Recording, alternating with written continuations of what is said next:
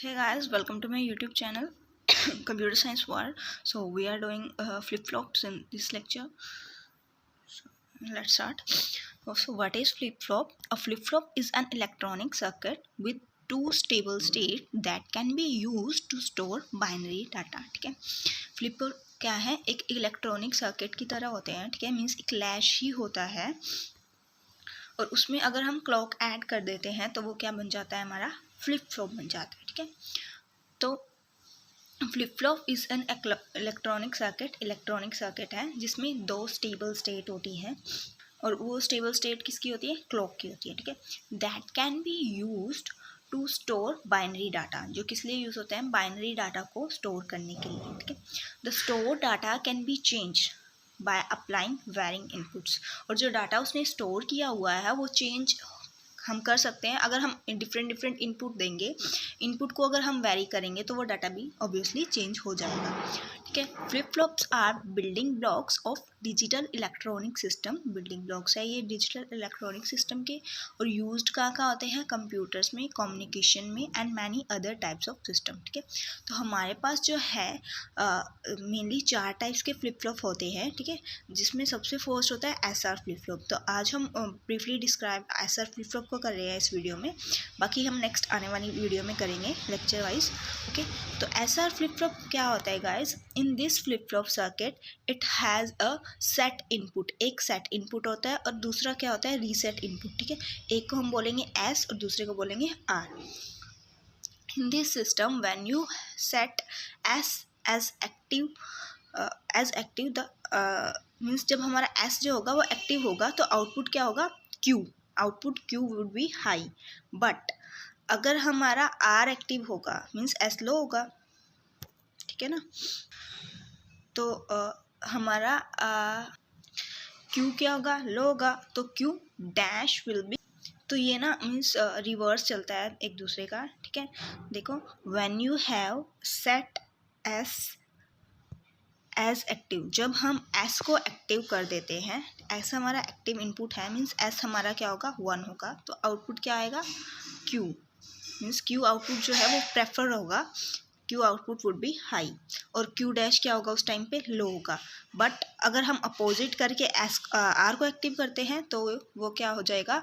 उल्टा हो जाएगा. उसका भी क्या होगा? क्यू डैश हाई हो जाएगा और क्यू क्या होगा? लो हो जाएगा. ठीक है, तो ये सिंपल और इजी है बाकी सबसे. ऐसा इसमें लिखा हुआ है बट थोड़ा सा कन्फ्यूज़न हो सकती है आपको. अगर ऐसा कुछ भी हुआ तो आप मुझे कमेंट करके कमेंट सेक्शन में बता सकते हैं. तो मैं आपको समझा रही हूँ. ठीक है, क्या सिस्टम है इसका. तो ये है हमारा एसआर फ्लिप फ्लॉप का डायग्राम. ठीक है, तो इसमें क्या होता है? हम नैंड गेट का यूज़ करते हैं. तो सबसे पहले तो हमें ये पता होना चाहिए कि नैंड गेट में जब हम इनपुट प्रोवाइड करते हैं तो हमारा आउटपुट क्या क्या रिजल्ट निकल के आता है. ठीक है, तो उसके लिए हम एक छोटा सा देखेंगे उसकी ट्रूथ टेबल. देखो गाइस, ये होता है हमारा नैंड गेट. ठीक है, ए और बी इसमें क्या है? इनपुट है और हमारा आउटपुट क्या आ रहा है? एक्स आ रहा है. ठीक है, अगर ए बी दोनों ज़ीरो होंगे तो क्या होगा? 1. और 0 1 तो बी 1, 1 0 तो बी 1, 1 1 तो 0. ठीक है, मीन्स इसमें क्या आउटपुट निकल के आ रहा है? हमारे पास क्या रिजल्ट आ रहा है? If any single input is 0 then output is 1. Means अगर कोई भी सिंगल इनपुट क्या होगा? 0 होगा तो आउटपुट हमारे पास क्या निकल के आने वाला है? 1 निकल के आने वाला है. ठीक है, तो ये चीज़ आपको ध्यान में रखनी है. आगे हम करते हैं. ठीक है, तो अब थोड़ी सी कंसंट्रेशन के साथ देखना, अच्छे से समझ आ जाएगा. ठीक है, अब हमारे पास यहाँ पे क्या है? एस है, आर है, सी एल के मीन्स यहाँ पे हमारी क्लॉक है जो एसआर फ्लिप फ्लॉप में हमेशा क्या होगी? 1 ही होगी. ठीक है, ऑन ही होगी मीन्स ये. ठीक है, इसकी स्टेट जो है. और यहाँ पे हम इनपुट आउटपुट जो एसआर को दे रहे हैं वो प्रोवाइड कर रहे हैं, उसी के अकॉर्डिंग यहाँ पे जो भी चेंजेस होंगी नैंड गेट के अकॉर्डिंग. ठीक है, और ये क्यू क्या है? हमारी प्रेजेंट स्टेट है. ठीक है, और हमें डिटरमाइन क्या करनी है? Q next means Q n + 1 को हमने डिटरमाइन करना है. ठीक है, क्यू हमारी प्रेजेंट स्टेट है और हमने डिटरमाइन किसको करना है? क्यू n + 1 को. ठीक है, और क्यू डैश क्या है? क्यू का अपोजिट जो होगा वो क्यू डैश है. ठीक है, वो समझ आ गया आपको? मीन्स उसका कम्प्लीमेंट है वो क्यू. Q complement. ओके, तो हम स्टार्ट करते हैं। जो फर्स्ट स्टेट है हमारे पास, तो हम क्या कह रहे हैं, क्यू क्या है, जो हमारी प्रेजेंट स्टेट है।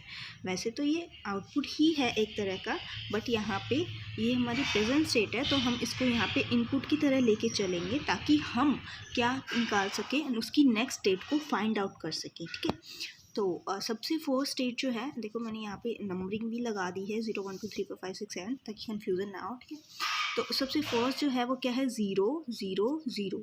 ठीक है, तीनों चीज़ें क्या है, 0, क्यू भी 0, एस भी 0 और आर भी 0। ठीक है, तो ये केस हमारा फर्स्ट केस है। ठीक है, इसमें क्या हो रहा है, देखो क्लॉक तो मैंने आपको बताया कि इस केस में एसआर के केस में हमेशा 1 ही होगी, एक्टिव ही रहेगी। ओके, सो इसमें देखो एस क्या बताया मैंने, 0 है, आर क्या बताया मैंने, 0 है, और क्यू भी क्या है, 0 ले रहे हैं हम। ठीक है, तो एस 0 है, आर 0 है, क्लॉक क्या है, 1 है, इसके लिए भी क्लॉक क्या है, 1 है। ठीक है, तो यहाँ से 0 1 जाएगा, तो 0 1 क्या होता है, नैंड में 1 हो जाता है। 0 1 जाएगा, 0 1 क्या हो जाता है, 1 हो जाता है। ठीक है, अब इतना होने के बाद 1 हो गया, 1 हो गया, उसके बाद क्या करना है गाइस, यहाँ पे हमने क्यू की वैल्यू क्या ली है, इनपुट में 0 लिया ना, तीनों 0 लिए हैं, एस आर और क्यू। ठीक है, तो क्यू की वैल्यू भी क्या है, 0 है, तो ये 0 यहाँ से हमारे पास आएगी।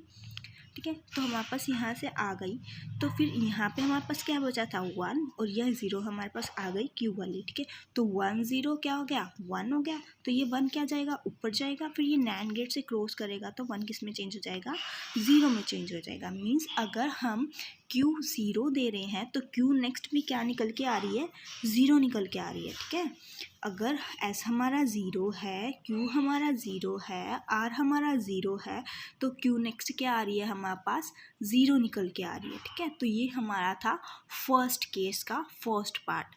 अब सेकंड पार्ट क्या हो सकता है, फर्स्ट केस का ही सेकंड पार्ट ये हो सकता है कि एस तो 0 रहे, आर भी 0 रहे, बट अगर हम क्यू को 1 करते हैं तो क्या आता है। ठीक है, तो वो हम देखते हैं। देखो यहाँ पे क्या है, एस हमारा 0 है, आर हमारा 0 है, अब हमने क्या करा है, क्यू को 1 किया है। ठीक है, तो एस 0 आर 0, क्लॉक की वैल्यू क्या है, 1 1 है, 0 1 क्या हो जाएगा, 1 हो जाएगा, 0 1 क्या हो जाएगा, 1 हो जाएगा। ठीक है, तो हमारे पास यहाँ 1 1 आ गया। अब यहाँ पे हमारे पास क्यू क्या है, 1 है, 1 हमारे पास यहाँ से आ जाएगा। ठीक है, तो 1 1 क्या हो जाएगा, 0 हो जाएगा, 1 1 0 के यहाँ आया हमारे पास, फिर 0 होने के बाद ये यहाँ गया, और 0 नैंड डे से क्रॉस होकर आएगा, तो हमारा आउटपुट क्या हो जाएगा, Q is equal to 1। Means जो हम इनपुट दे रहे हैं वही हमारे पास आउटपुट आ रहा है, Q नेक्स्ट वहीं आ रहा है, जो हम Q दे रहे हैं वही हमारे पास Q नेक्स्ट आ रहा है। ठीक है, तो ये केस कौन सा था, जब R 0 है, S 0 है, बट Q 1 है। ठीक है, तो ये हमारी फोर्थ कंडीशन है, जब S 0 है, Q 0 है, और एस 0 है, आर 0 है, और क्यू 1 है, तो हमारी आउटपुट क्या आ रहा है, क्यू नेक्स्ट क्या आ रहा है, 1 आ रहा है। ठीक है, देखो इसमें कंफ्यूज होने वाली वैसे भी कोई बात नहीं है, सिंपल सा लॉजिक लिया है मैंने कि पहले जो है हमने क्यू को 0 ले लिया। ठीक है, 0 फिर 1, 4 टाइम 0 4 टाइम 1, फिर 2 एस को 2 टाइम 0 2 टाइम 1 2 टाइम 0 2 टाइम 1, जैसे ट्रूथ टेबल में हम नॉर्मली लेते हैं बस वहीं लिया है, फिर 0 1 0 1 0 1। ठीक है, और अब इसके आउटपुट देख रहे हैं हम।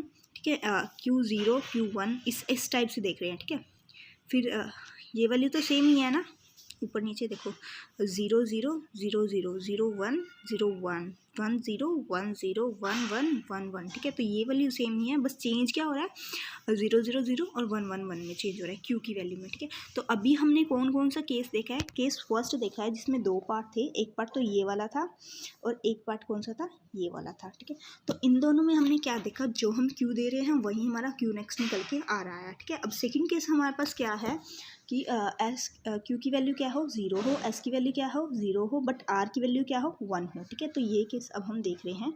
देखो क्यू की वैल्यू क्या है, 0 है, एस की वैल्यू क्या है, 0 है, बट आर की वैल्यू क्या है, 1 है। ठीक है, और क्लॉक तो हमारे पास 1 है ही, तो 0 1 1 1 1 0। ठीक है, इतना आ गया हमारे पास, और क्यू को हमने क्या लिया है, 0 लिया है, तो 0 हमारे पास यहाँ से निकल के आ जाएगा, 0 0 क्या हो गया, 1 हो गया, 1 यहाँ से हमारे पास आएगा 1। ठीक है, और फिर 1 को हम नैंड गेट से क्रॉस करेंगे तो आउटपुट क्या आ जाएगा, 0। ठीक है, तो इस केस में भी हमारा आउटपुट क्या आया, 0। मीन्स जब हमने Q 0 दिया तो हमारा आउटपुट क्या आ गया, 0। ठीक है, सेम केस हम किसके लिए देखेंगे, जब Q क्या होगा हमारा 1 होगा, बट सेम S क्या है, 0 है और R क्या है, 1 है। ठीक है, तो नेक्स्ट केस हम देखते हैं इसका। S क्या है, 0 है, R क्या है, 1 है, Q क्या है, 1 है। ठीक है, तो 0 1 1 1 1 1 1 0।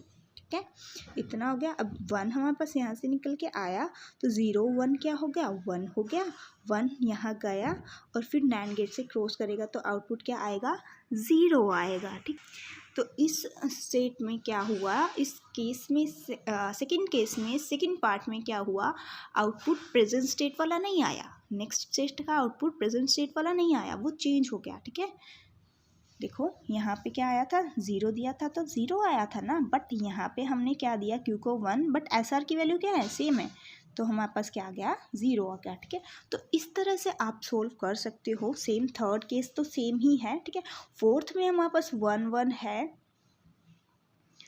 सॉरी हाँ ये 0 है ना। ठीक है, तो इसमें हमारे पास 1 1 है, ये वाला केस आप खुद करना। ठीक है, ये वाला और ये वाला, और डाउट है तो मुझे कमेंट सेक्शन में पूछ लेना, मैं बता दूंगी। ठीक है, और इस वाले केस में क्या है, दोनों 1 1 है। ठीक है, तो मैं अब आपको ये वाला केस करवा दूंगी। देखो इस केस में क्या हो रहा है, S भी 1 है, R भी 1 है, और Q को हम क्या ले रहे हैं, एक बार 0 और एक बार 1। ठीक है, तो S0 S1 R1 Q को अभी 0 ले रहे हैं, फिर 1 लेके देखेंगे। तो देखो 1 1 और 1 1 1 1 0 आया, 1 1 0 आ गया। ठीक है, तो यहाँ से जाने की हमें ज़रूरत भी नहीं है। ठीक है, तो 0 है तो सीधा 1 ही आउटपुट आएगा, तो यहाँ भी 0 है तो सीधा 1 ही आउटपुट आएगा। बट ऐसा हो सकता है कभी कि Q भी 1 हो और Q का कॉम्प्लीमेंट भी 1 हो, क्यों, क्योंकि ये तो एक दूसरे के अपोजिट होते हैं। ठीक है, तो ये हमारे पास होता है इनवैलिड केस। ठीक है, जिसका आउटपुट हमारे पास हम क्या लिखते हैं, इन्फिनिटी। ठीक है, हमारे पास SR दोनों 1 1 होंगे, 1 1 होंगे, तो हमारा आउटपुट क्या आएगा, इन्फिनिटी। ठीक है, तो इनको हमें ऐसे सॉल्व करना है। और इसकी छोटे वाली टेबल अगर कई लोग एग्जाम में छोटी टेबल लिख के आते हैं, तो फिर उसके लिए हम ये वाली टेबल लिख सकते हैं। ठीक है, SR/Q(n+1). ठीक है, तो इसमें केस देख लो, SR 0 0, तो क्या क्या आ रहा है हमारे पास, QN आ रहा है, मीन्स हमारे पास प्रेजेंट स्टेट आ रही है। ठीक है, फिर 0 1 है, 0 1 है तो 0 आ रहा है, 1 0 है तो 1 आ रहा है। ठीक है, और 1 1 है तो इन्फिनिटी आ रहा है। ठीक है, तो ये पहली फोर्थ है। ओके, सो अगर इसका कैरेक्टरिस्टिक डायग्राम और इक्वेशन अगर हमें देखें तो फिर हम उसी अकॉर्डिंग लिख सकते हैं। देखो SR, देखिए जब जहाँ पे S और R दोनों 0 है तो वो दोनों पे बार, जहाँ पे सिर्फ S 0 है तो S पे बार, जहाँ पे सिर्फ R 0 है तो R पे बार। ठीक है, तो हमने उस अकॉर्डिंग हमारी कंडीशन कैसे लिए हैं, 0 1, जैसे मैंने वहाँ पे नंबरिंग दी है ना। ठीक है, 0 1 2 3 4 5 6 7 तक, 0 1 2 3 4 5 6 7। ठीक है, तो जो आउटपुट वहाँ पे आए हैं बस हमने वहीं लिखने हैं यहाँ पे। ठीक है, और कैरेक्टरिस्टिक इक्वेशन इसके लिए हमारी ये है।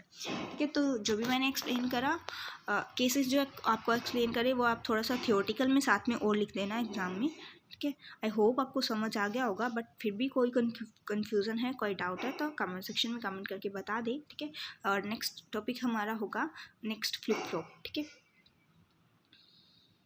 जो कि क्या है, JK flip flop, D flip flop और T फ्लिप फ्लॉप। ठीक है, तो हम ये नेक्स्ट लेक्चर में करने वाले हैं। Thank you guys, subscribe the channel, like the video and share it to the friends. Thank you.